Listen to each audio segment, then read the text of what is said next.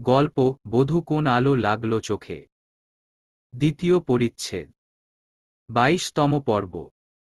লেখনীতে ইশরাত ইতি। সময় ঠিক বিকেল 5:55। নিনিত মজুমদারের এই সময়ের নিয়মিত খদ্দেরের বাইকটা এসে থামল তার স্টলের ছাউনির নিচে। স্টলে আপাতত খদ্দের বলতে দুজন আছে। তাদের উপেক্ষা করে নিনিত সদ্য আসা আগন্তুকের দিকে তাকিয়ে নির্মল হেসে বলল, কি অবস্থা বাবা? ইরফান হেলমেট সরিয়ে বাইকের মিররে নিজের মুখটা দেখে চুল ঠিক করে ত্রস্ত পায়ে হেঁটে এসে বসল, একটা চওড়া হাসি হেসে বলল, এই তো মামা। ইরফানের হাতে চা ধরিয়ে দিয়ে নিনিত অন্যান্য কাস্টমার নিয়ে ব্যস্ত হয়ে পড়ে। ইরফান একটা সিগারেট ধরিয়ে চায় চুমুক বসিয়ে দৃষ্টি রাখে ছায়ানটের গেটে, রোজকার মতো। আজ প্রণমীর মনটা খুবই প্রফুল্ল। সব্বাইকে টপকে স্যারের প্রশংসা কুড়িয়েছে বলে এই একটা ব্যাপারে প্রণমী খুব বাচ্চামো করে, তার কাছে একটা সুখকর জগৎ হলো তার গান। হাসতে হাসতে তার ব্যাচমেটদের সাথে বেরোয় প্রণমী। মিস জেনি এক হাত ধরে রেখেছে। প্রণমীর গানের ক্লাসের ব্যাচমেটরা বিভিন্ন বয়সী, 8 থেকে 48, অনেক স্টুডেন্ট ছায়ানটে। ওরা আজ সবাই ফুচকা খাবে বলে এত আনন্দ করছে। ছায়ানটের গেটের সামনে একটা ফুচকা ভ্যান দাঁড়িয়ে আছে। হাসাহাসির বন্যা বয়ে যাচ্ছে যেন। প্রণমী তার থেকে সিনিয়র ব্যাচমেট মিনতি আন্টির গায়ে আছড়ে পড়ছে হাসতে হাসতে।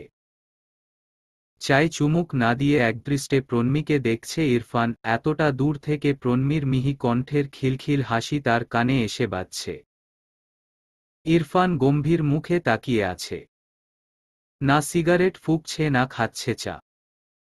সিগারেটটা পুড়তে পুড়তে তার হাতে ছ্যাঁকা লেগে যেতেই তার হুঁশ ফেরে, হাত থেকে ওটা দ্রুত ফেলে সিগারেটটাকেও একটা গালি দেয় সে। নিনিত মজুমদার কাস্টমার সামলে ইরফানকে দেখে। তিনি এ কদিনে অনেকটাই বুঝেছে ছেলেটির সাথে তার বড় ভাব। যথেষ্ট মার্জিত আর সভ্য একটা ছেলে। হঠাৎ করে নিনিত আজ বললেন, বড় ভালো মেয়েটি। ভারী লক্ষ্মী, ভারী গুণী। ইরফান প্রণমীর থেকে দৃষ্টি সরিয়ে নিতিনের দিকে তাকায়। নিনিত নতুন এক কাপ চা বানাতে বানাতে বলতে থাকে, আমি তো জানতাম না ও আমার মেয়ে দুর্গার সাথেই গান শেখে ওই একাডেমিতে। দুর্গার থেকে জেনেছি মেয়েটি খুব ভালো গান করে, ওকে নিয়ে ছায়ানট একাডেমির টিচারদের আলাদা ভাবনা।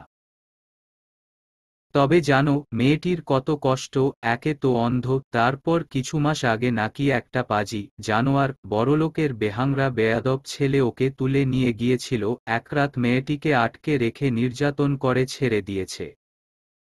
ইরফানের মুখটা আকস্মাৎ পাংশুবর্ণের হয়ে যায়। গম্ভীর শ্যামবর্ণের মুখে ঘামের ফোঁটা জড়ো হচ্ছে।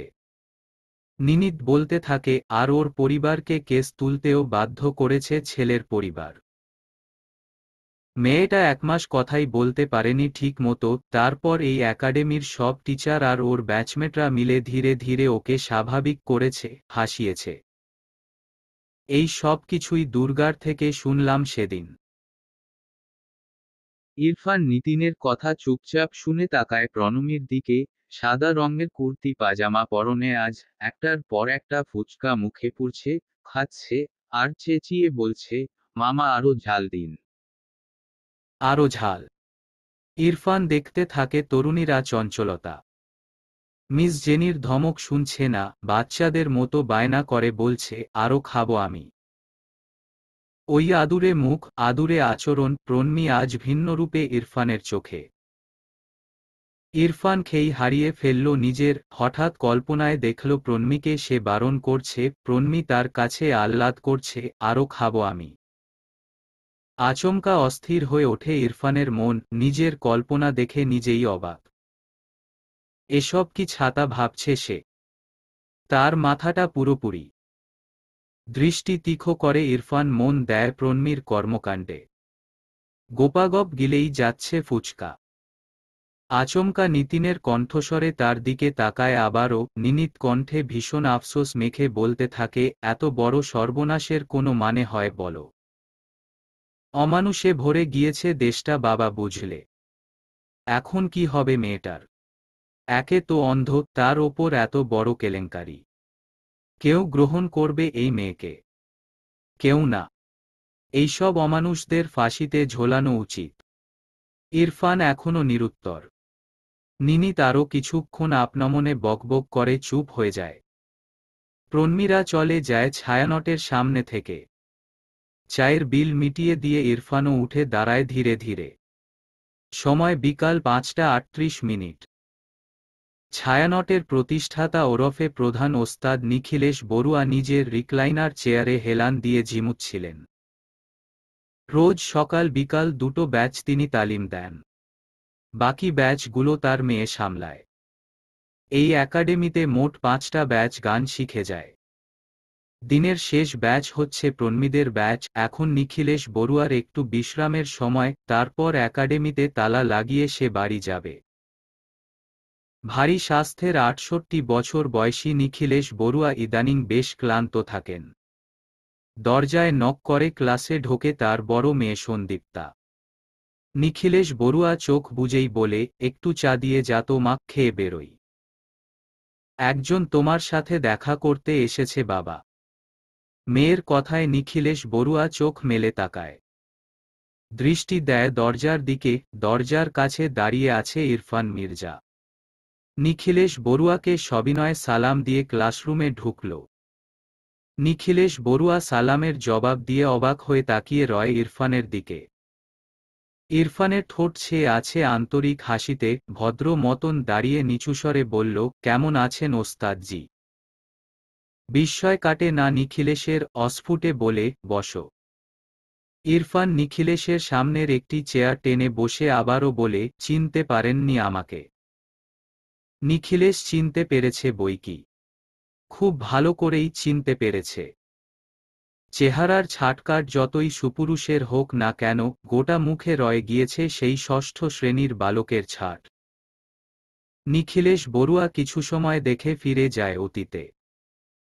মনে পড়ে যায় যেদিন সাবেক সাংসদ ইয়াসার মির্জার স্ত্রী 6 বছরের একটা শিশু ছেলের হাত ধরে তার বাড়িতে গিয়েছিল। তখন নিখিলেশের এই ছায়ানট একাডেমি ছিল না, সে তার টিনশেড ঘরের সামনে একটা ছোট রুম বানিয়ে বাচ্চাদের গান শেখাতেন। সেই শিশুটি ছিল ইরফান মির্জা।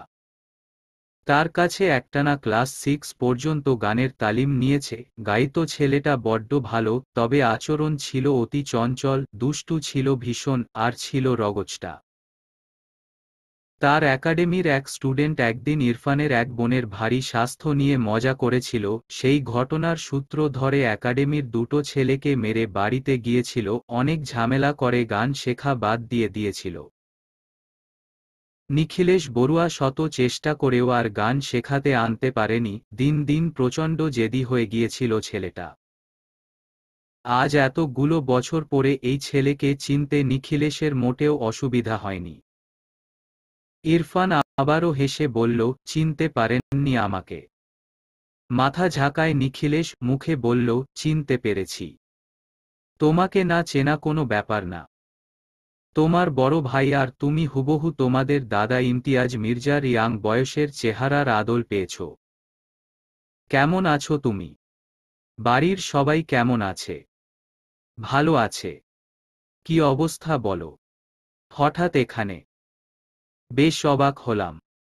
ইরফান সামান্য হেসে বলল, আমি গান শিখতে চাচ্ছি আবারও। গান আর তুমি? নিখিলেশ আরও অবাক হয় ভীষণ। ইরফান মাথা ঝাঁকায়। নিখিলেশ বললেন, এত বছর পর হঠাৎ করে এই ইচ্ছা? শখ হলো হঠাৎ। অবসরে শিখব। নিচুগলায় জবাব ইরফানের। শখ? ইরফান নিশ্চুপ। নিখিলেশ ওকে কিছুক্ষণ দেখে বলে, বেশ শান্ত লাগছে দেখে। কি করা হয় এখন? পড়াশোনা। মাস্টার্স এক্সাম দেব সামনে। আপাতত বাড়ির ব্যবসা দেখছি। ওখানে জব করি। অহোহো, দারুণ। তো গান শিখতে চাও? জি। চর্চা আছে? ওভাবে নেই। বেশ, হারমোনিয়াম ভুলে গিয়েছ? না, সবকিছুতে মাঝে সাঝে হাত লাগাতাম ইচ্ছে হলে। নিখিলেশ বড়ুয়া কিছুক্ষণ ভাবলেন। ইরফান বলল, আপনার বিকেলের ব্যাচে ভর্তি হতে চাচ্ছি। প্রসিডিওর কি? তুমি আগামীকাল সকালে এসো। আমার মেয়ে সন্দীপ্তা তোমার ভর্তি নেবে। আগস্টের শুরু, গরম তুলনামূলকভাবে বেড়েছে। শহুরে জীবন দুর্বিষহ। এই গরমে বড্ড হাঁসফাঁস লাগে প্রেরণার। ইদানিং মন মেজাজ দীর্ঘসময় ঠিক থাকে না। এই গরমে মাথার ঘিলুও টগবগ করে ফুটতে থাকে সর্বদা। আজ ভীষণ শরীর খারাপ প্রেরণার, এতটাই খারাপ যে কেটারিং সার্ভিসের অফিস থেকে একা ফিরতে পারেনি, ম্যানেজার সাব্বির পৌঁছে দিয়ে গিয়েছে। প্রীতম একটা ইন্টারভিউ দিয়ে তখন সবেমাত্র ফিরেছে। একটা গেমিং সফটওয়্যার কোম্পানি, বেতন প্রায় 1.5 লাখ টাকা।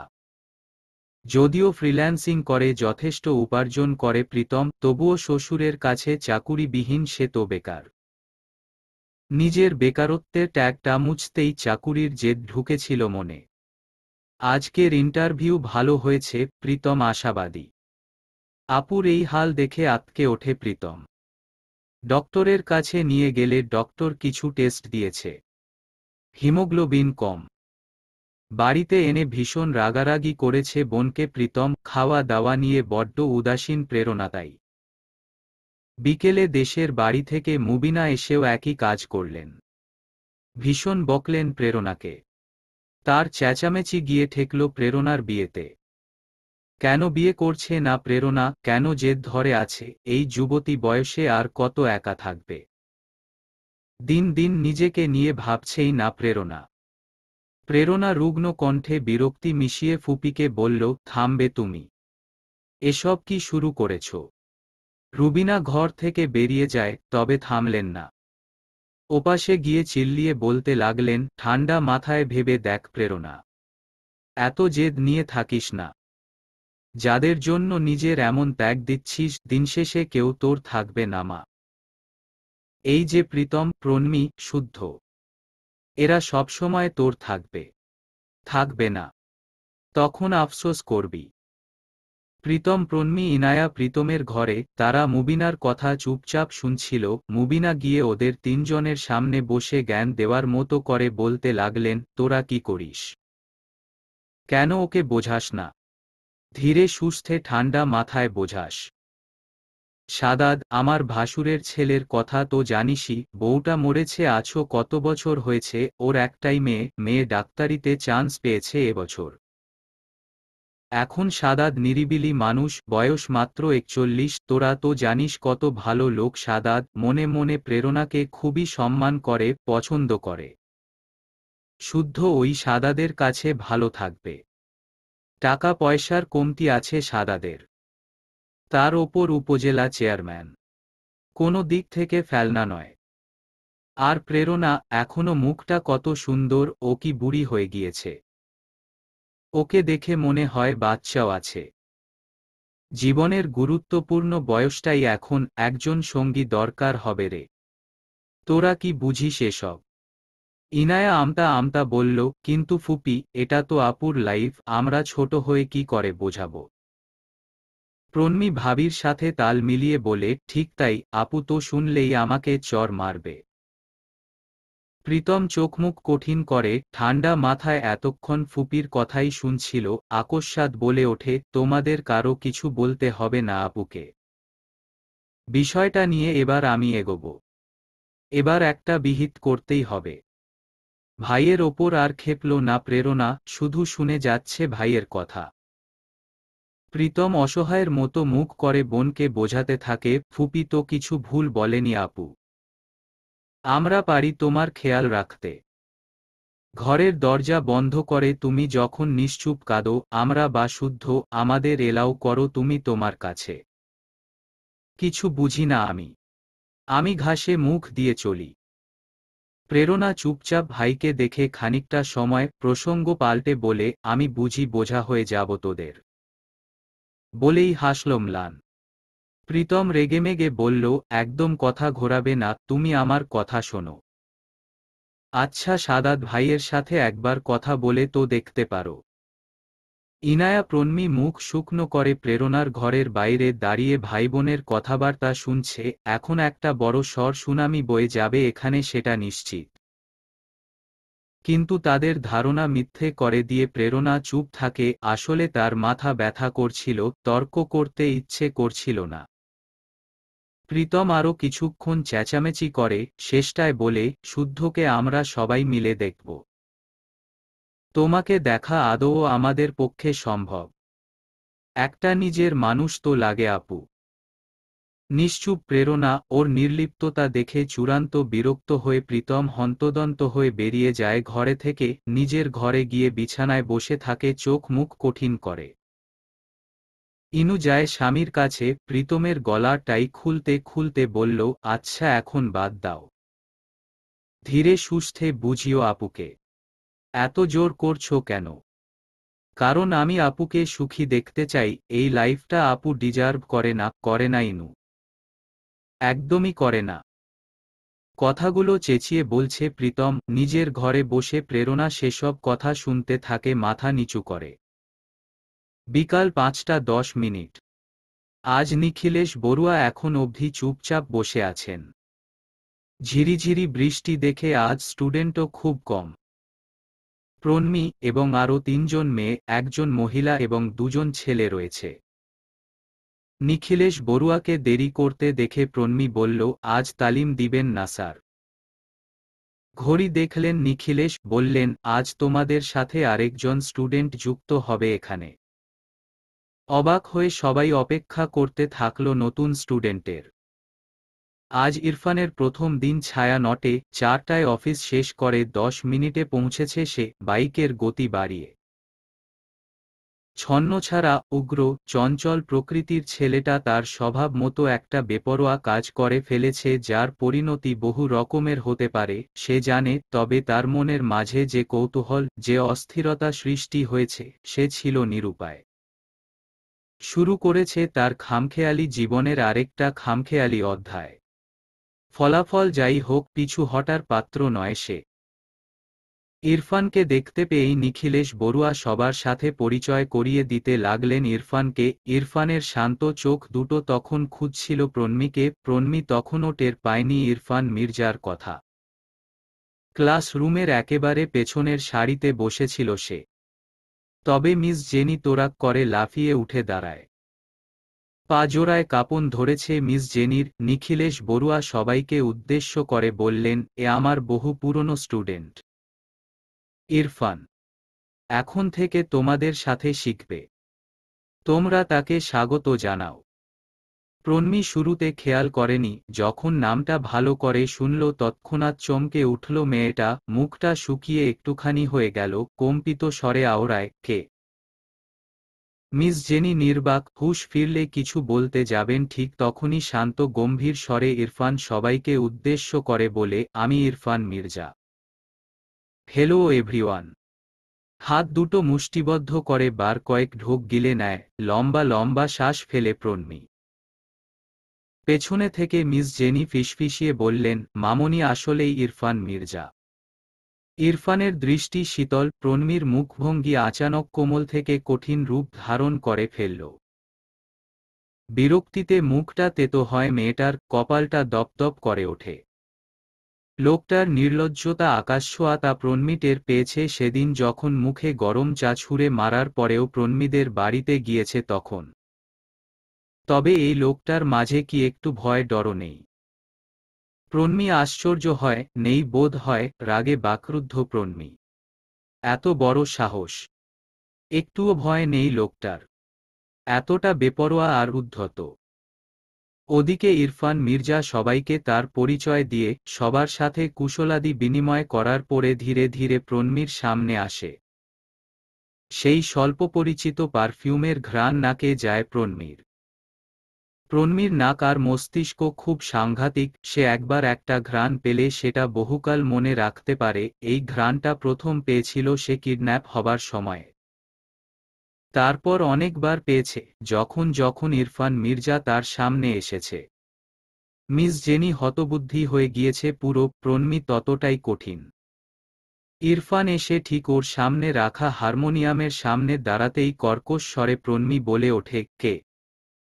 আমি তোমার বেয়াই ইরফান মির্জা। অত্যন্ত শান্ত স্বরে শুধুমাত্র প্রন্মি যাতে শুনতে পায় তেমন করে জবাব দিল ইরফান। প্রন্মি দাঁতে দাঁত চেপে বসে রয়। নিখিলেশ দূর থেকে প্রন্মিকে বলে, প্রন্মি মা, তোমার একজন ব্যাচমেট সিনিয়র ভাইয়া উনি। সালাম দাও। চোখ মুখ খিচিয়ে বসে আছে মেয়েটা। নিখিলেশ ইরফানকে বসতে বলায় ইরফান বসল। ঠিক প্রন্মির থেকে কিছুটা দূরেই, প্রন্মিকে দেখতে দেখতে। অন্যান্য স্টুডেন্টরা তখন নিখিলেশের সাথে কথা বলতে ব্যস্ত। প্রন্মি এক প্রকার চেঁচিয়ে ওঠে চাপা স্বরে ইরফানের ওপর, আপনি এখানে কোন সাহসে এসেছেন? ওয়েট, আমি এখানে গান শিখতে এসেছি। ফাজলামি তাই না? গান আর আপনি? ফাজলামি। বেয়াদবি করে না প্রন্মি, আমি আসলেই গান শিখতে এসেছি। ঠান্ডা স্বর জবাবটা দিল। হাস্যকর, অত্যন্ত হাস্যকর। উদ্দেশ্য কি বলুন? আবার কি পাকাচ্ছেন আপনি? ভাইয়া ভাবিকে নালিশ করে দেব নাকি? দাও। কে বারণ করেছে? আবারও শান্ত স্বরের জবাব। থমথমে মুখে বসে আছে প্রন্মি। নিখিলেশ বড়ুয়া ইরফানের দিকে মনোযোগ দিলেন এবার, বললেন, আজ তোমার গান শুনব, দেখি কতটা কি চর্চায় রেখেছিলে, শোনাও তো দেখি। প্রন্মি বিস্মিত, বিরক্ত। হাত মুঠি করে বসে আছে। গান আর এই লোক? কি আশ্চর্যের বিষয়! দাঁতে দাঁত চেপে ইরফানকে বলল, এত নাটক কি করে জানেন? ইরফান জবাব না দিয়ে হাসে নিশ্চুপ। পর পর কণ্ঠে কোমলতা এনে বলল, কেন? গান গাইতে পারি না? প্রন্মি জ্বলছে, দাঁতে দাঁত চেপে বলে, সবকিছু সবার জন্য না। গান কোনো মনস্টারের জন্য না। বাড়ি ফাঁকা, প্রীতম ইনুকে নিয়ে বিকেলে বেরিয়েছে, প্রেরণা শুদ্ধকে নিয়ে বেরিয়েছে পার্কে। মিস জেনি প্রন্মিকে নিয়ে বাড়িতে ঢুকে দরজা লাগাতেই দ্রুতপায়ে হেঁটে প্রন্মি নিজের ঘরে ঢুকল, আজ তাড়াহুড়ো করতে গিয়ে কপালে বাড়িও খেল আচমকা। মস্তিষ্কে স্ফুটন চলছে। মিস জেনি আতঙ্কিত হয়ে ছুটে এলেন, মামনি শান্ত হও। প্রন্মি শান্ত হয় না, রেগেমেগে বলে, কি করে মিস জেনি? ওই লোক এত ভালো গান করে কি করে? সেটা তো আমি জানি না মামনি। প্রন্মি রাগে কাঁপতে থাকে, একটা কর্কশ লোকের কণ্ঠ এত সুন্দর হবে কেন? কেন ওই অসভ্য লোক এত ভালো গান গাইবে? বিরক্ত লাগছে প্রন্মির, সবকিছু বিরক্ত লাগছে।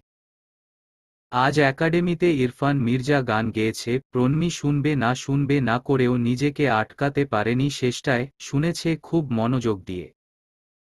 যেন ওই লোক প্রফেশনাল গায়ক।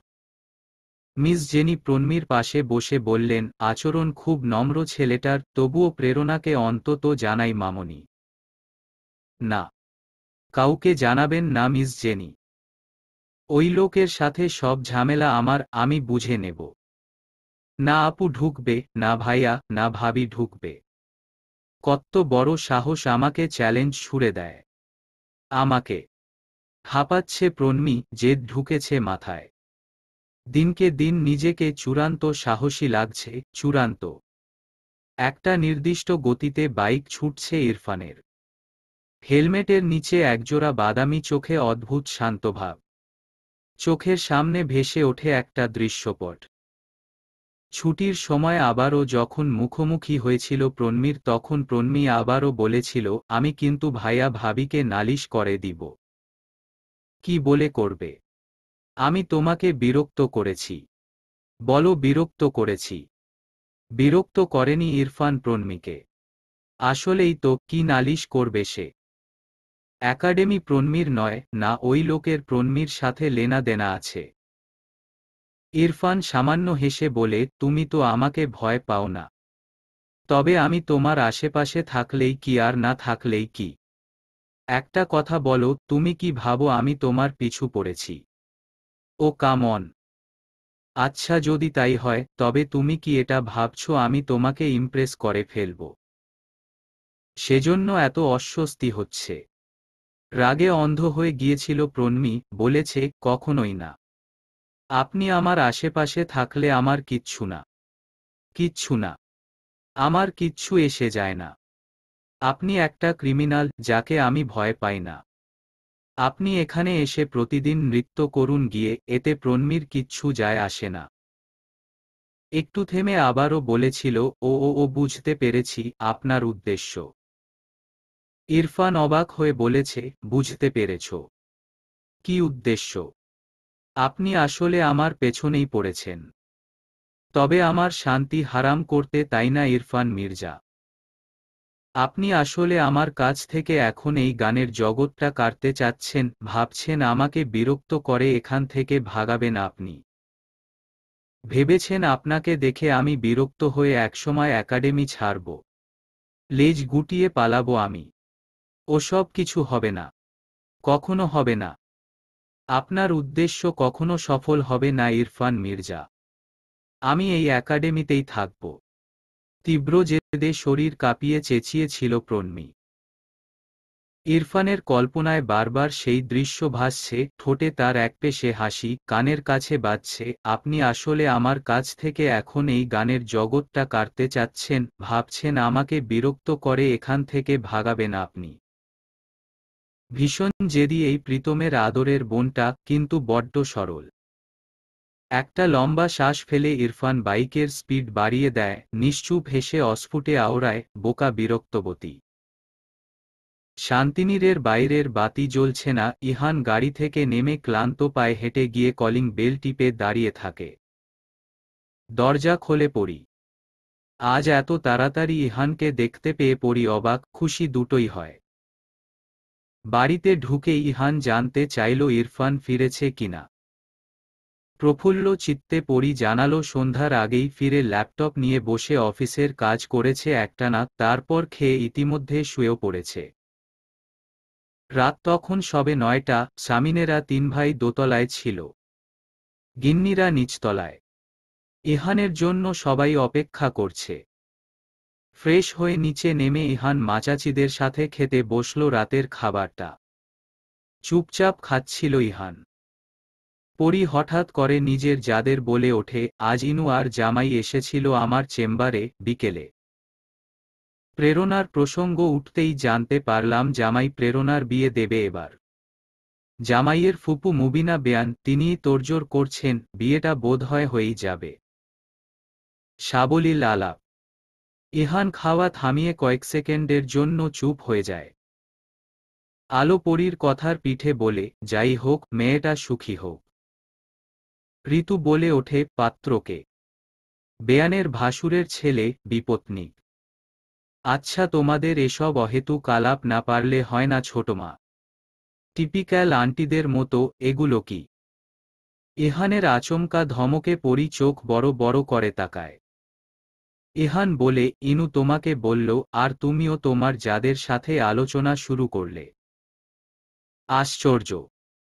আলো করা গলায় বলে, এটা তো পরনিন্দা পরচর্চা ছিল না ইহান, আমরা নরমালি আলাপ করছিলাম, এত রিয়াক্ট করছিস কেন? ইহান হুট করে দমে যায়, ছোট মায়ের দিকে তাকিয়ে বলে, সরি ছোট মা, অ্যাকচুয়ালি মাথা ঠিক নেই আমার, স্ট্রেসড। হন্তদন্ত হয়ে সিঁড়ি বেয়ে ওপরে ওঠে ইহান। পরি তখনও বোকার মতো বসে আছে। ঋতু বলল, তুই কষ্ট পাস না, জানিসই তো ও কোন বংশের রক্ত। হুটহাট জ্বলে ওঠে মেজাজ, খালি মেজাজেদের। পরি শান্ত ভঙ্গিতে বলে, আসলে একেও এখন ধরে বেঁধে বিয়ে করিয়ে দিতে হবে। ওর বউ এসে ওর এই মেজাজ সামলাবে। আমরা তো বুড়ি, ওর এমন হুটহাট ধমকে হাঁটতে প্রবলেম হয় আমাদের। ওরা তিন যা হাসতে হাসতে লুটোপুটি খায়। ইহান ঘরে ঢুকে দরজা লাগায়, তার কি হচ্ছে কি এসব? আজ ছোট মাকে এভাবে ধমকে উঠল। আজকের পথসভায় ভীষণ ধকল গিয়েছে, হয়তো সেজন্য স্ট্রেসড। তবে ওই কথাগুলো। আচানক মস্তিষ্কে স্ফুটন শুরু হয়, দ্রুত পায়ে হেঁটে ড্রয়ার খুলে সিগারেটের প্যাকেটটা বের করে সেখান থেকে 2টা মালবোরো শলাকা আর লাইটার তুলে নিতেই থমকায়, কিছুক্ষণ রিভলভারটার দিকে তাকিয়ে থেকে ড্রয়ার লাগিয়ে চলে যায় বারান্দায়।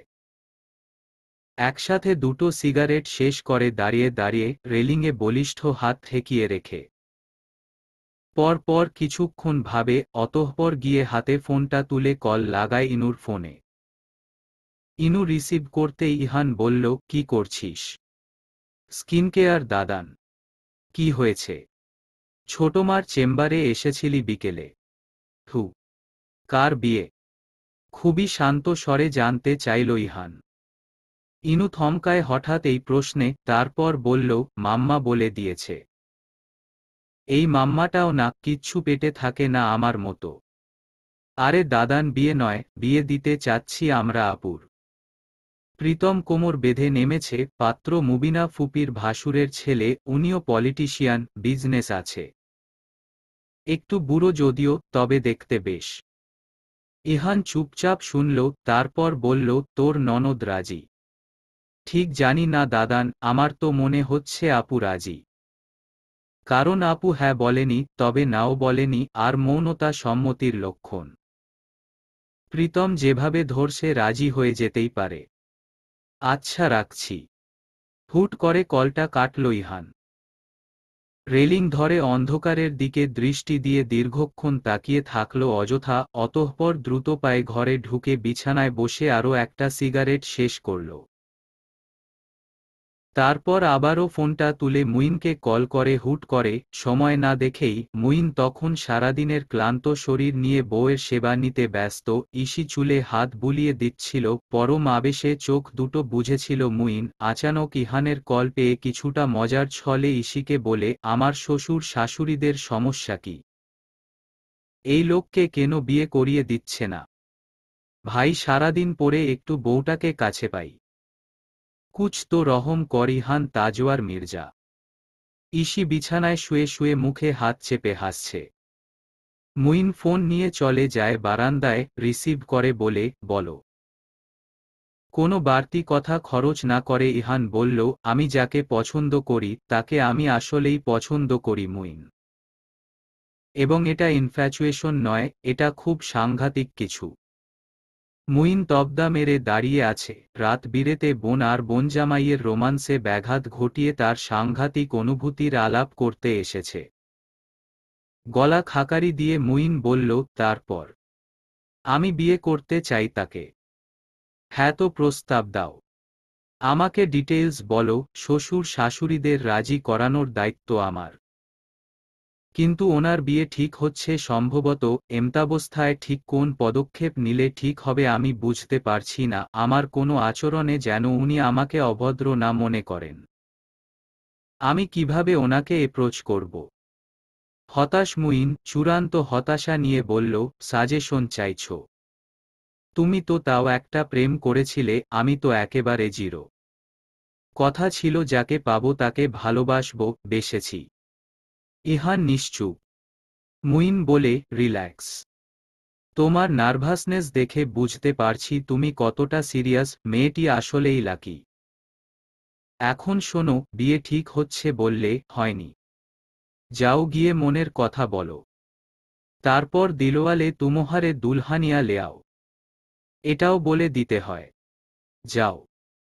এবার হাসল মুইন। ফোন কাটার আগে বলল, মেয়েটির সাথে কথা বলে আমাদের জানিও, আমরাও দেখতে চাই তাকে। ফোন কেটে ইহান চুপচাপ বসে থাকে আরও কিছুক্ষণ। সিগারেটটা সম্পূর্ণ শেষ করে এইবার বিছানায় গা এলিয়ে দেয়, কপালে তার ডান হাত। এবার তার নিজের সাথে নিজের কিছু বোঝাপড়া দরকার। সমীকরণ জটিল, তাকে ঠান্ডা মাথায় মেলাতে হবে। একজন বিধবা মহিলা, একটা বাচ্চা আছে, যে একটু একটু করে বড় হচ্ছে। একজন মানুষ হিসেবে একটা সুস্থ পরিবেশ তার জন্মগত অধিকার। আর এই দুজন, ইহানের জীবনে দুটো মানুষ হবে না কেবল, হবে ইহানের আমৃত্যু রেসপন্সিবিলিটি। সোসাইটির মানুষের বাঁকা কথা, মানুষের বাঁকা হাসি থেকে সে বাঁচাতে পারবে এই মানুষ দুটোকে। সবসময়, সব মুহূর্তে। এই হিসেবগুলো খুব ঠান্ডা মাথায় মেলাতে হবে। সময় আজ রাতটা শুধু, তারপর একটা সিদ্ধান্ত নিয়ে নেবে ইহান।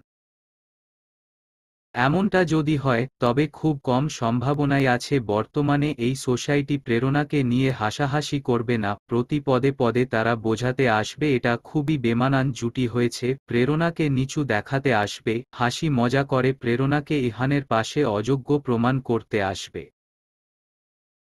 এমন অনেক তিক্ত জিনিস ঘটতে থাকবে, এগুলো থেকে ইহান সবসময় বাঁচাতে পারবে প্রেরণাকে।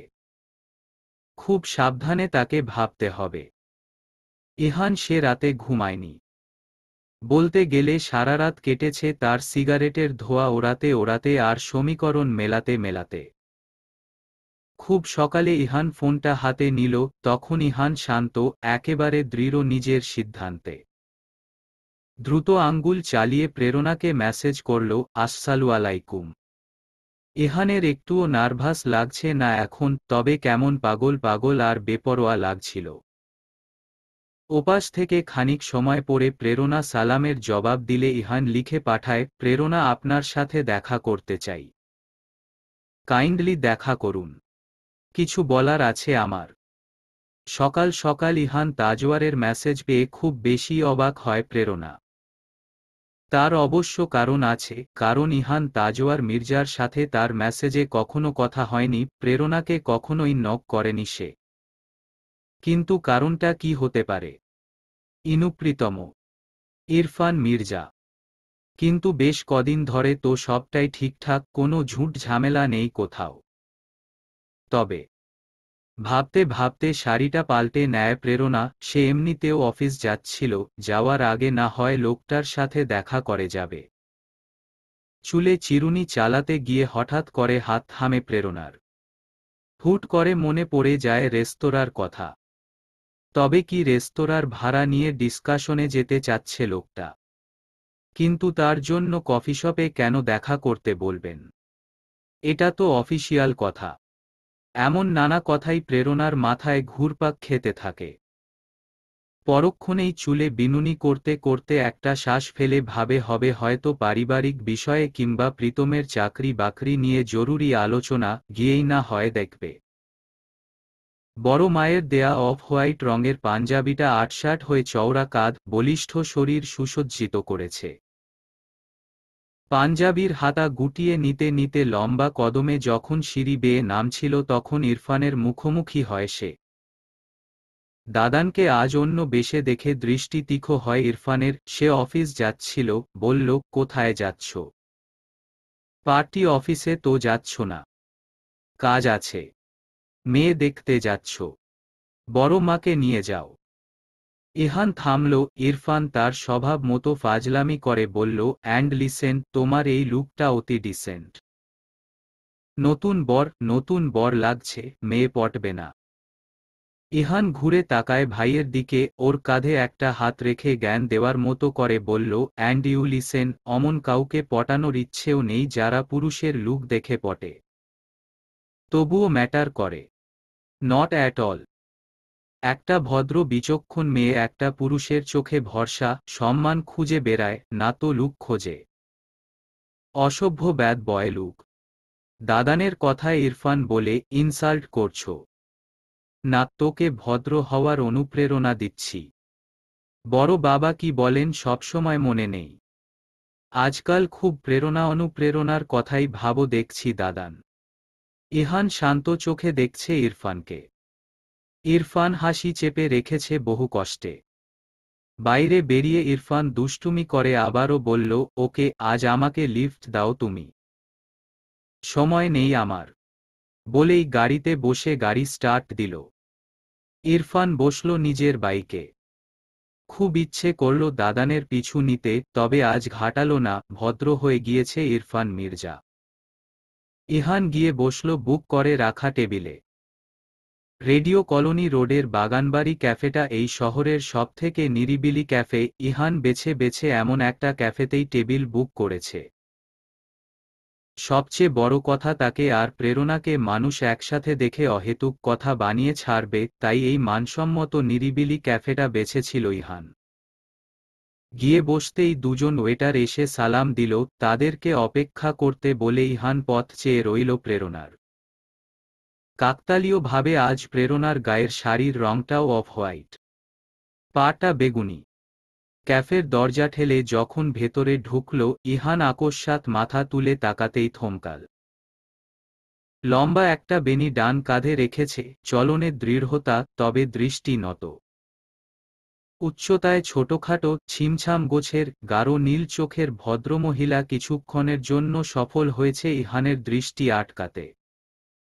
কিছুটা কাছে এগোতেই ইহান যখন টের পেল, খুকখক করে কেসে উঠল। এতক্ষণ দৃঢ়তা নিয়ে বসে থাকলেও হুট করে নার্ভাসনেসে জমে গেল লোকটা, পিঠ বেয়ে নামল শীতল স্রোত। প্রেরণা নির্ধারিত টেবিলে ইহানকে চুপচাপ বসে থাকতে দেখেই এগিয়ে এলো সামান্য হেসে।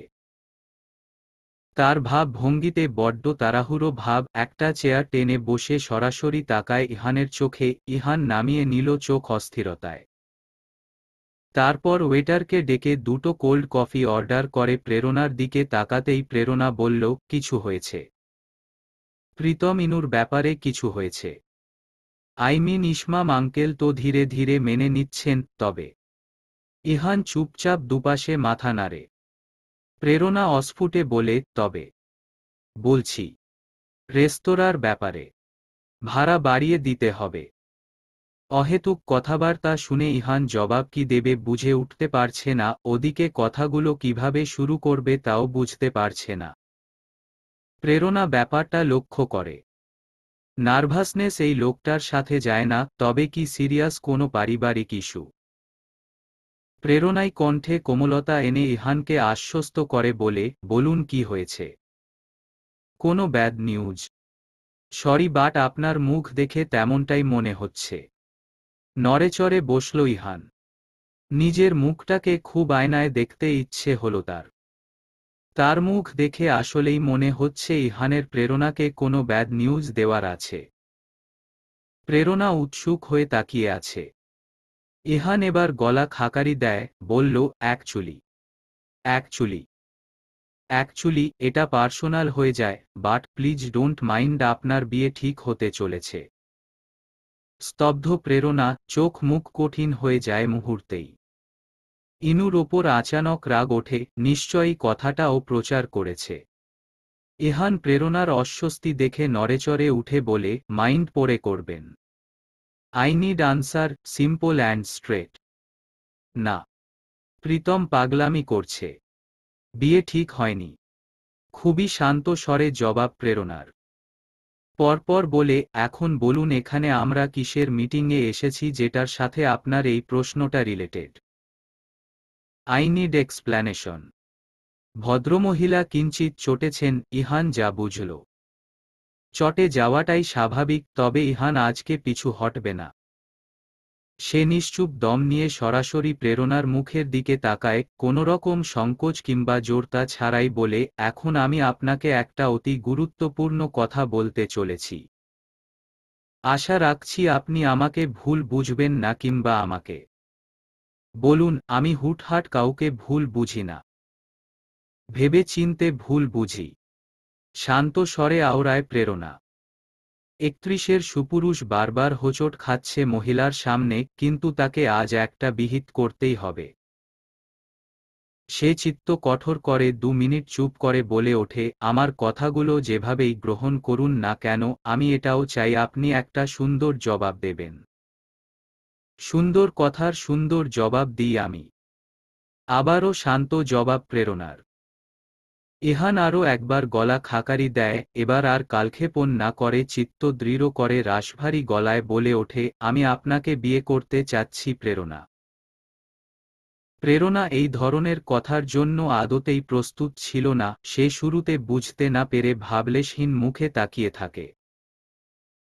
ইহান এবার গভীর করে তাকায় প্রেরণার চোখে, কথাটা রিপিট করে আলাদা আলাদা, স্পষ্টভাবে উচ্চারণ করে, আমি আপনাকে বিয়ে করতে চাচ্ছি।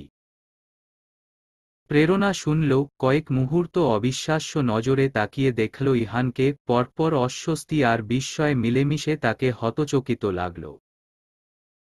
ইহান শান্ত চোখে দেখছে, প্রেরণা শাড়ির আঁচল গুছিয়ে নিয়ে, হাতের ভ্যানিটি ব্যাগ নিয়ে আকস্মাৎ উঠে দাঁড়ায়, অস্বাভাবিক ক্ষিপ্রতা তার উঠে দাঁড়ানোতে। ইহান সামান্য ভরকায়, তবুও দৃষ্টি নামায় না। প্রেরণা বড় বড় দুটো শ্বাস ফেলল, আবার অস্ফুটে বলল, আবার বলুন। আমি আপনাকে বিয়ে করতে চাচ্ছি প্রেরণা। প্রেরণা এক পা পিছিয়ে গেল, চোখ বড় বড় করে ইহানের মুখের দিকে কয়েক মুহূর্ত দৃষ্টি দিয়ে অবিশ্বাস্য সুরে বলে উঠল, আপনি পাগল। না ইহানকে কিছু বলতে দিল, না নিজে কিছু বলল। কেমন চুরি করে ধরা পড়লে চোর যেভাবে পালিয়ে যায়, প্রেরণা ঠিক সেভাবে ছুটতে ছুটতে বেরোল রেস্তোরাঁ থেকে। তাজ্জব বনে গিয়ে ইহান প্রেরণার প্রস্থানের দিকে তাকিয়ে থাকে নির্নিমেষ। সে কিছু বলার সুযোগই পেল না। কি অদ্ভুত আচরণ! মুহূর্তেই অস্থিরতা ঘিরে ধরে তাকে, ডাকতে গিয়েও ডাকে না, ফোনটা হাতে তুলে নিয়ে প্রেরণাকে মেসেজ করতে গিয়েও করে না। চুপচাপ গম্ভীর হয়ে বসে থাকে। ওয়েটার আসে কোল্ড কফি নিয়ে, ইহান চুপচাপ বিল মিটিয়ে উঠতে যেতেই ফোনটা বেজে উঠল। ফোনের ওপাশে ইনশিরাহ হড়বড়িয়ে বলল, দাদান প্রস্তাব দিয়েছ মেয়েটাকে? হু, কি বলেছে? হ্যাঁ বলেছে। না। শুকনো গলায় ইনশিরাহ বলল, হ্যাঁ বলেনি। না বলেছে। না। তবে সময় চেয়েছে। না ইসি। তবে কি বলেছে? কিছু তো বলেছে। ইহান একটা লম্বা শ্বাস ফেলে বলল, বলেছে আপনি পাগল। এক প্রকার ছুটে বেরিয়েছে প্রেরণা। তাকে দেখে আশেপাশের মানুষজন অবাক। প্রেরণা সবার দৃষ্টি দেখে নিজেকে সামলে নেয়, শাড়ির আঁচলে কপালের ঘাম মুছে হাঁটতে হাঁটতে গিয়ে একটা ক্যাবে চেপে বসে। ভ্যানিটি ব্যাগ থেকে পানির বোতল বের করে ঢকঢক করে গলাটা ভিজিয়ে নেয়। সংকোচ, বিস্ময় আর অবিশ্বাসের ঘোরে চলে গিয়েছে পুরো। ঘোর কাটল অ্যাপার্টমেন্টের সামনে নেমে। অফিসে আজ যাবে না সে। দ্রুত ফ্ল্যাটে ঢুকে দরজা বন্ধ করে দরজায় ঠেস দিয়ে দাঁড়িয়ে থাকে অনেকক্ষণ। কানে বাজছে, আমি আপনাকে বিয়ে করতে চাচ্ছি প্রেরণা। আত্মীয় লোকটা আত্মীয় বলেই কি প্রেরণা রিয়াক্ট করতে পারল না? নাকি ভদ্র সভ্য লোকটাকে দুটো কথা শুনিয়ে দিতে মন চাইল না প্রেরণার? কোনটা? কেন লোকটার ওপর চড়াও হতে পারল না? তবে প্রেরণা নিজেকে সংযত করতে পেরে স্বস্তি পাচ্ছে। এমনিতেই নানা ঝুট ঝামেলা, তার ওপর স্বয়ং ইহান তাজওয়ারের সাথে ঝামেলা বাঁধিয়ে সব কিছু বিতৃষ্ণ করে দিতে চায় না প্রেরণা। নিজের ভাইয়ের সংসারের জন্য একটু সংযত তো হওয়াই যায়। প্রেরণার সর্বোচ্চ যেটা করা উচিত হবে সেটা হলো এড়িয়ে যাওয়া। হ্যাঁ এটাই যেটা সে বরাবর করে এসেছে। মেজাজটাকে ভীষণ সতর্কতার সাথে নিজের ভেতরে আটকে রেখেছে প্রণমী বিগত ৩৮ মিনিট ধরে। তার মুখ হাসি হাসি। এই একাডেমির লোকজন সব অমায়িক, তাদের সামনে কোনো অশোভন আচরণ প্রণমী করতে ইচ্ছুক নয়, তাই হাত মুঠি করে চেয়ার ঠেসে নিজেকে সংযত করে বসে আছে। নয়তো কখন গিয়ে ওই লোককে দুটো কথা শুনিয়ে দিয়ে আসতো এখানে অতিরিক্ত ভালোমানুষির নাটক দেখানোর জন্য। ইসস! ওস্তাদ জির সাথে বিনয় একেবারে লুটোপুটি খাচ্ছে। নাটকবাজ লোক। অথচ সেদিন প্রণমীর মনে পড়ল তার থুতনি চেপে ধরে কিভাবে ডলে ডলে লিপস্টিক লাগিয়ে দিয়েছিল ওই অর্ধ উন্মাদটা। প্রণমীর রাগের বহু কারণ আছে, তার রাগ চক্রবৃদ্ধি হারে বাড়ছে তো বাড়ছেই। ইরফান সবার সাথে হেসে হেসে কথা বলছে, আর ক্লাস 6-এর বাচ্চাদের তো গাল টিপে টিপে মজা করছে। সবাই তার সাথে দারুণ সময় কাটাচ্ছে বিরতির সময়টিতে। এসব বুঝতে পেরে প্রণমীর মেজাজ বিগড়ে যাচ্ছে। সে ওই লোকের জন্য তার ব্যাচমেটদের সাথে আড্ডা দিতে পারছে না। সব কটাকে কবজা করেছে ওই উগ্র লোকটা, কিভাবে করেছে কে জানে। প্রণমীও যাবে না ওদের কাছে, যা ইচ্ছা করুক সবাই। একাডেমির সর্বকনিষ্ঠ স্টুডেন্ট রিনি ক্লাস 3-তে পড়ে। সে ইরফানকে ডাকে লম্বা ভাইয়া বলে। গান শুনে বেশ পছন্দ করে ফেলেছে ইরফানকে। আদুরে স্বরে বিরতির সময়টিতে ইরফানকে বলল, লম্বা ভাইয়া তুমি তোমার মতো করে একটা গান গাও না। ইরফান হেসে বলল, আমার মতো মানে? মানে কাল গিটার নিয়ে যে গাইলে ওভাবে। আরেকটা গাও। একে একে সিনিয়রেরাও ধরল ইরফানকে। ইরফানকে নিয়ে এমনিতেও সবার কৌতূহলের শেষ নেই। ভীষণ বড়লোক বাড়ির ছেলে, তার ওপর দারুণ গান গায়। চোখমুখ শক্ত করে বসে রয় প্রণমী। এরা আগে বিরতি সময়ে তার কাছে গান শুনত, অথচ দুদিন ধরে ওই লোককে নিয়ে নাচানাচি করে কেন? কারণ লোকটার একটা অনেক দামি গিটার আছে, সেটা নিয়ে ভ্যা ভ্যা করে সবাইকে চমকে দেয়। রবীন্দ্রসঙ্গীত এভাবে গায়, গিটার বাজিয়ে স্বরলিপি পাল্টে যাচ্ছে, তাই গাইলেই হলো।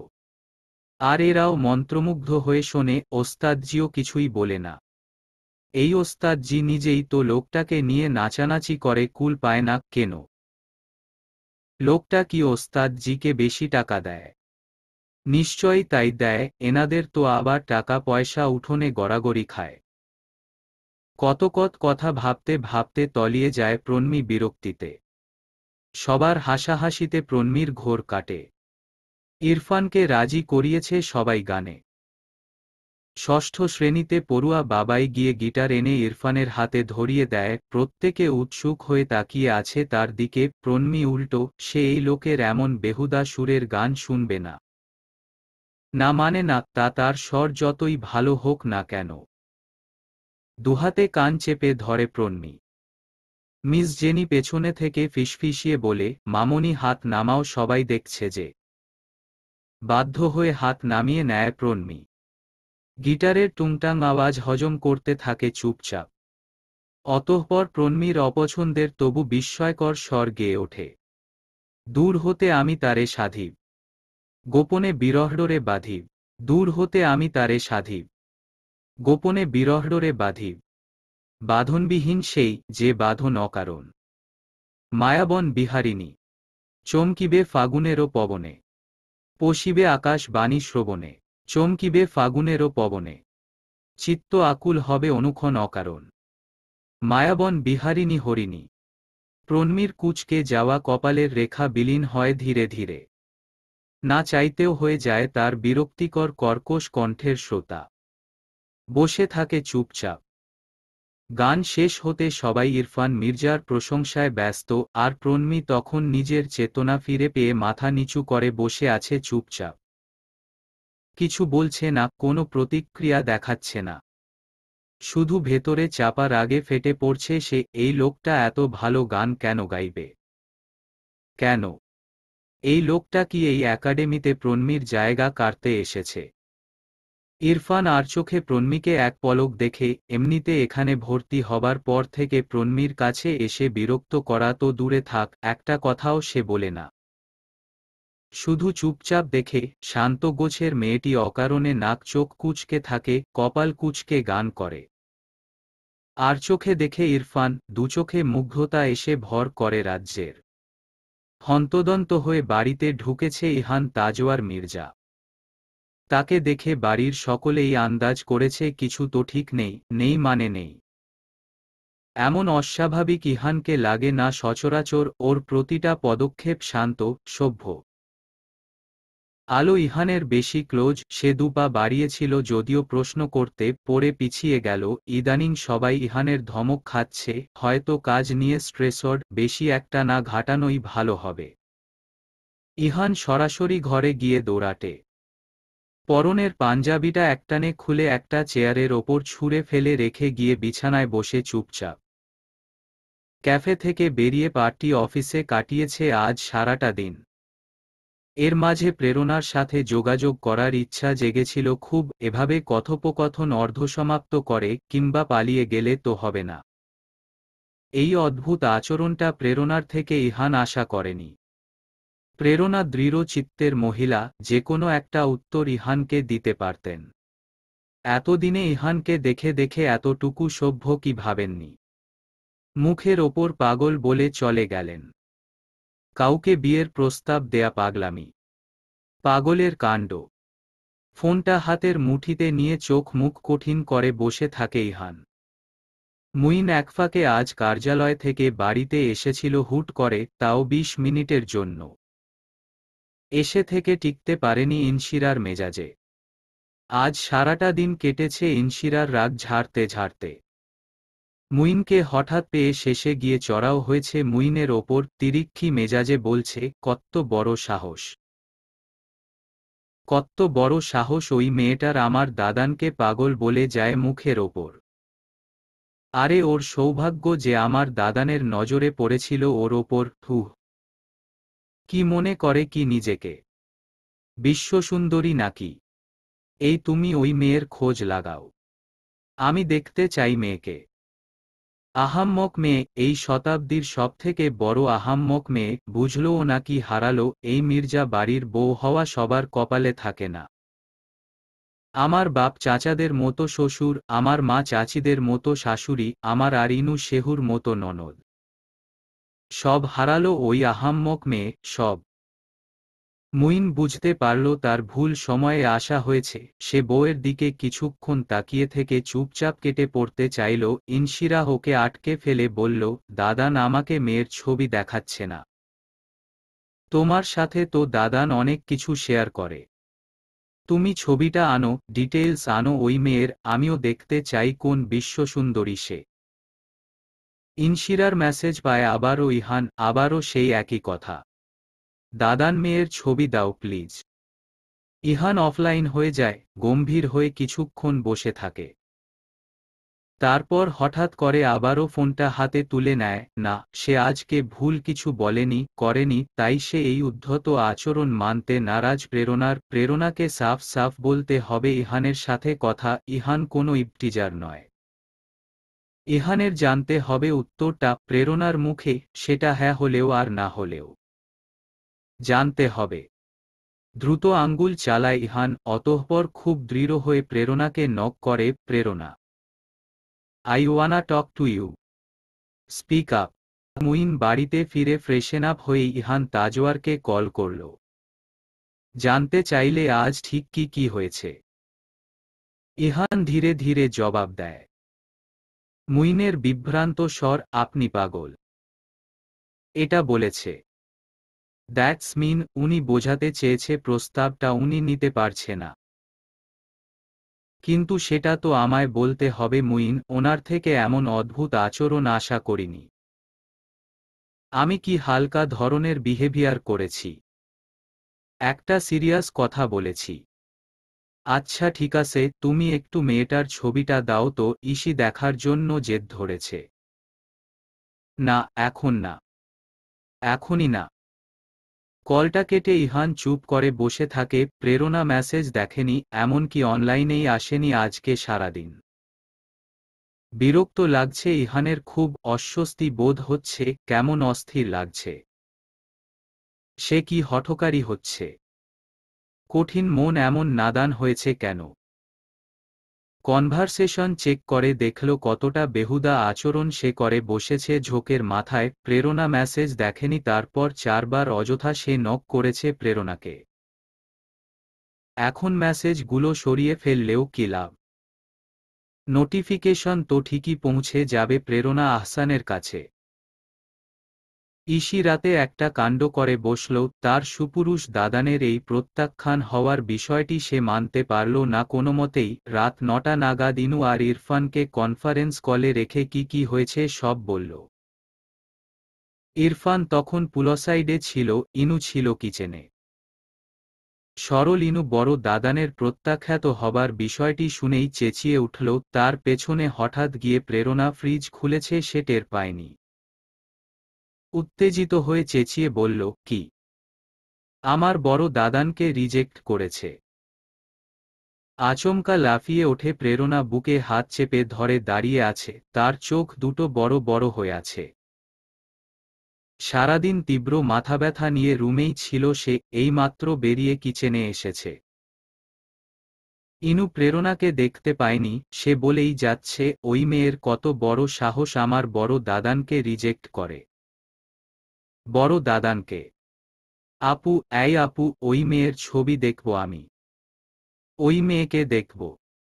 রাগে কাঁপছে ইনু। ওর পেছনে দাঁড়িয়ে অনুভূতি শূন্য দৃষ্টিতে প্রেরণা দেখছে ওকে। ইনায়া তার চেঁচামেচি অব্যাহত রাখে, আমি সত্যিই দেখতে চাই ওই মেয়ে কোন রানী এলিজাবেথ যার কাছে আমার মিস্টার পারফেকশনিস্ট বড় দাদান রিজেক্ট হয়। আহাম্মক মেয়ে, দুর্ভাগা মেয়ে। প্রেরণার চুপচাপ দেখতেই থাকে ইনুকে। ইনু হাতের খুন্তি দিয়ে কিচেনের লোয়ার কেবিনেটে বারংবার আঘাত করে কথাগুলো বলছে। ইশি ওপাশ থেকে বলে, দাদান মেয়েটার ছবি দেখাচ্ছে না মুইনকে। এই ইরু, তুই একটু কাইন্ডলি মেয়েটার ডিটেইলস বের করবি।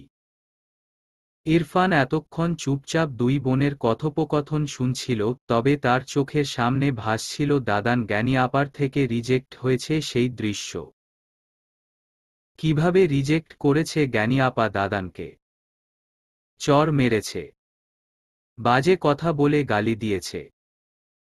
না হলে দাদান অসময়ে এভাবে ঘরের দোর এঁটে বসে থাকবে কেন? ইরফান অন্যমনস্ক। ইনশিরাহ চেঁচিয়ে ওঠে, ইরু শুনলি তুই? হহুজ্জা। আচ্ছা রাখো।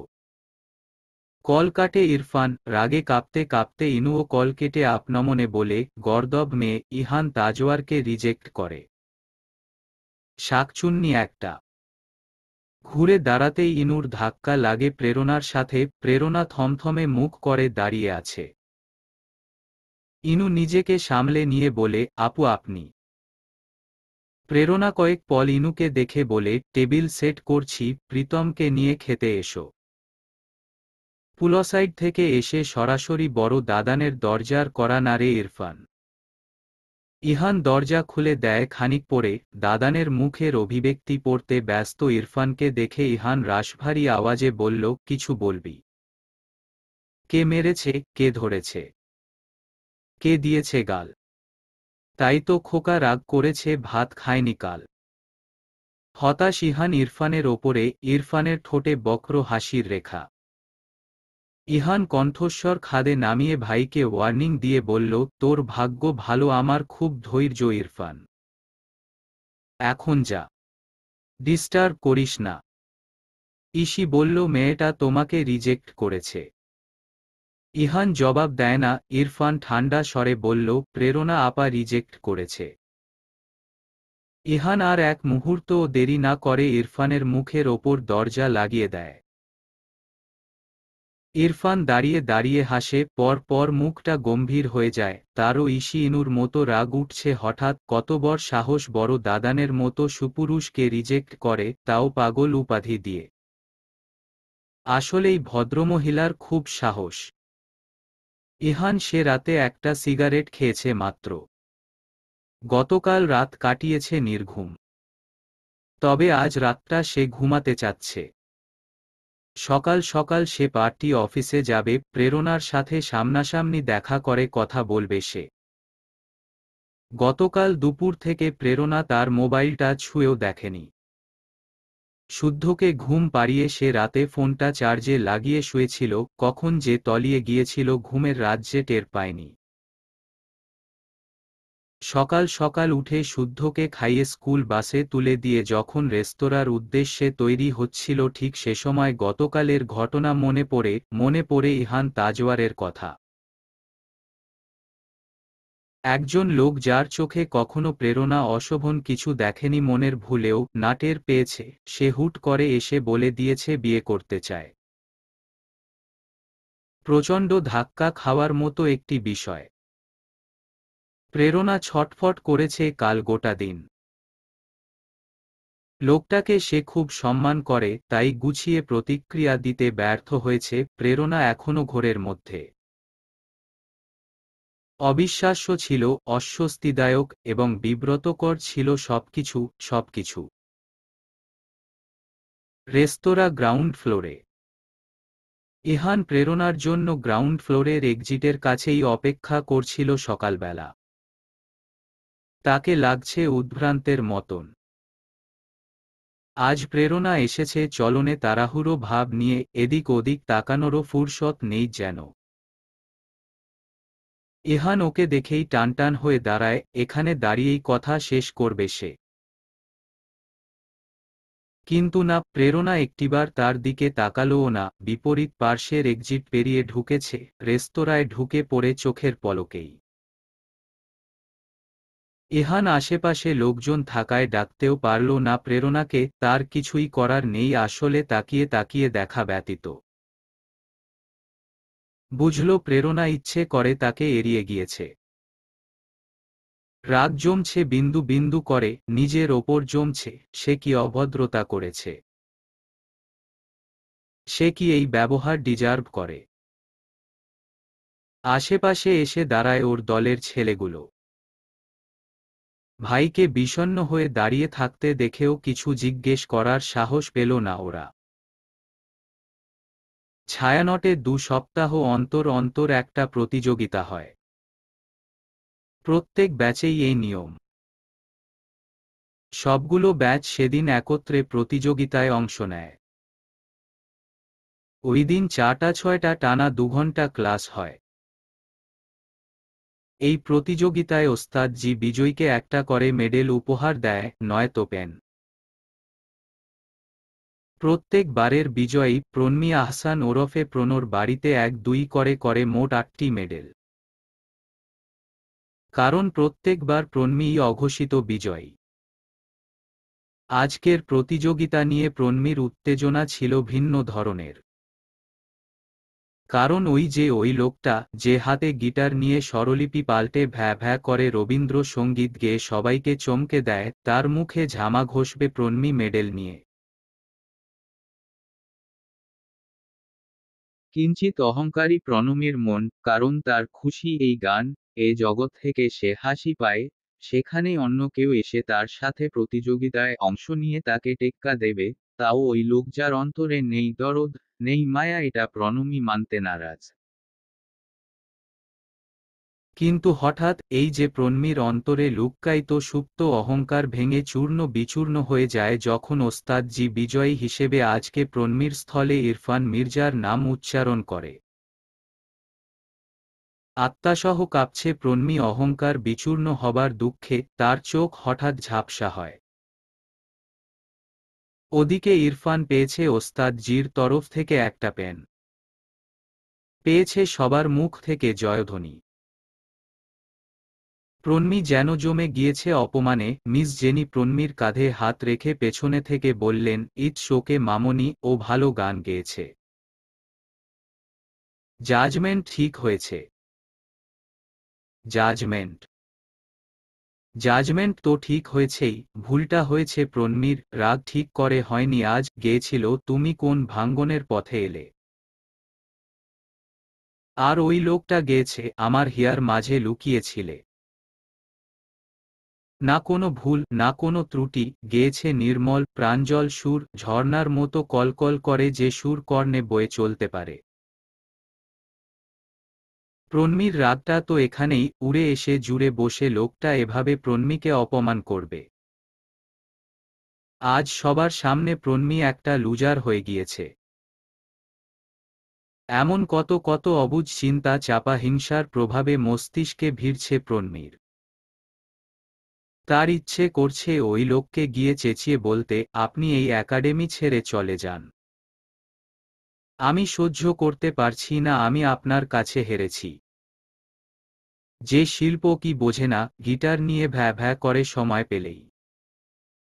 সেই লোক কেন আমার থেকে ভালো গাইবে? তার কুৎসিত কর্কশ কণ্ঠস্বর কেন গাইতে গেলেই অন্যরকম হয়ে যায়? প্রণমী মুখে এসব বলতে পারবে না। একাডেমির লোকজন হাসবে, হাসি ওড়াবে তার, বলবে লক্ষ্মী মেয়ে। প্রণমী হিংসা করে, হার মেনে নিতে পারে না। আর প্রণমীকে লোকটাকে একাডেমি ছাড়তে বলার? লোকটা এসে থেকে প্রণমীর থেকে দূরত্ব বজায় রেখে চলে, অতিরিক্ত ভালোমানুষি দেখায় যদিও, তবে ভালোমানুষিই তো। লোকটার নামে অভিযোগ তুলবে কিভাবে? না প্রণমীকে বিরক্ত করে, না কথা বলতে আসে। কিছুই করে না লোকটা, অথচ প্রণমী জ্বলছে। অন্তরটা ভীষণ জ্বলছে প্রণমীর আজকের হার না মানতে পারায়। পেনটা সযত্নে ইরফান তার সামনের হারমোনিয়ামে রেখে ঘাড় ঘুরিয়ে প্রণমীর দিকে এক পলক দৃষ্টি দেয়। বিষণ্ণ চেহারার মেয়েটিকে দেখে ইরফানের বুঝতে বাকি নেই কি ঘটেছে। এতটুকু ওমেন সাইকোলজি ইরফানের নখদর্পণে। হুট করে নিজেকে খুব অপরাধী লাগল। খুব, এই মেয়ের মুখে আরও একবার বিষণ্ণতা এনেছে ইরফান। তাই ওস্তাদ জি গিয়েছেন একাডেমির বাইরে। এখন 15 মিনিট বিরতি সময়। বাচ্চারা ইরফানকে ধরল, লম্বা ভাইয়া গিটার নাও, লম্বা ভাইয়া গান শোনাও। এই সব কটা বাচ্চা ইরফানের চেলা হয়েছে, আগে যারা প্রণমীর ভক্ত ছিল। ইরফান ওদের চূড়ান্ত বিরক্ত করে, আবার চূড়ান্ত মাতিয়ে রাখে আনন্দে। আজও ওদের আবদার পূরণ করতে গিটার হাতে তুলে নেয়। দূরে তাকিয়ে দেখতে পায় প্রন্মী কপাল কুঁচকে বসে আছে। ইরফান সামান্য হেসে সুর তুলে গাইতে শুরু করে। তোরে পুতুলের মতো করে সাজিয়ে হৃদয়ের কোঠরে রাখব, আর হৃদয়ের চোখ মেলে তাকিয়ে সারাটি জীবন ভরে দেখব। আমি নেই নেই নেই রে, আমি নেই নেই নেই রে, যেন তোরই মাঝে হারিয়ে গেছি। প্রন্মীর নেত্রযুগল বিস্ফোরিত, মাথাটা দপ করে জ্বলে যায় হঠাৎ, এতক্ষণে চাপা রাগ বিতৃষ্ণ ভাব বাঁধ ভেঙে গলগল করে বেরিয়ে যেতে চায়। আর একটা শব্দ ইরফানকে গাইতে না দিয়ে দুকান চেপে ধরে চেঁচিয়ে ওঠে, ছি। কক্ষের প্রত্যেকে হতচকিত হয়ে দৃষ্টি দেয় প্রন্মীর দিকে। ইরফান গান থামিয়ে চোখ বড় বড় করে তাকায়। প্রন্মী এবার সুযোগ পেল লোকটার ভ্যা ভ্যা নিয়ে খোঁটা দেওয়ার। কণ্ঠে ভারী বিরক্তির সুর নিয়ে দ্বিতীয় দফায় চেঁচিয়ে ওঠে, ছি, এসব কি গান? অস্ফুট জবাব দেয় তাজ্জব বনে যাওয়া ইরফান। প্রন্মী তাচ্ছিল্যের সাথে বলে, ছি, কি রুচিবোধ, এটা গান? জঘন্য। ইরফান বোকার মতো কয়েক সেকেন্ড চুপ করে থেকে বলে, এটাও গান? আর এটা জঘন্য না? জঘন্য না বলছেন? হ্যাঁ জঘন্য না, এখানে প্রেয়সীকে অতি যত্নে আগলে রাখার কথা বলা হয়েছে। খারাপ মিনিং তো নেই। ভাষা বিকৃত করে তো গাওয়া হয়নি।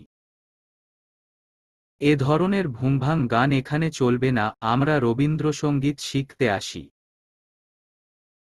কাউকে পুতুলের মতো করে সাজিয়ে বলে ভ্যা ভ্যা করতে নয়।